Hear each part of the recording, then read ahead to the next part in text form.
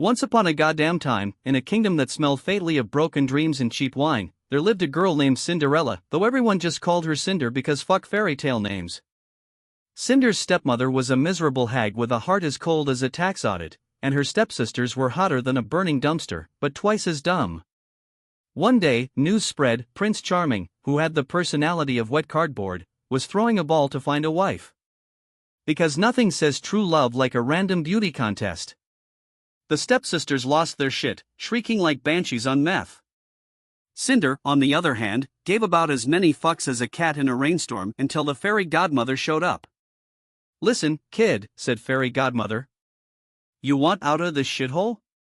Put on some damn shoes and shake that ass." And with a poof, Cinder got a slutty-ass dress and a pair of glass death traps for shoes. At the ball, everyone was trying way too hard. Cinder rolled her eyes so hard they almost fell out. The prince? He was drooling into his goblet like an absolute knob. One boring-ass dance later, the clock struck midnight, the magic wore off, and Cinder screamed, F***ck this noise. She bolted, flipping off the prince and tripping over her shoe.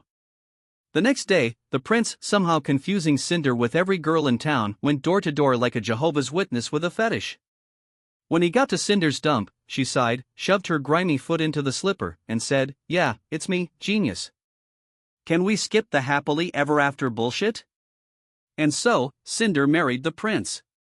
But after 3 weeks of his damassery, she took half his kingdom in a messy divorce and lived drunk, rich, and happily ever after.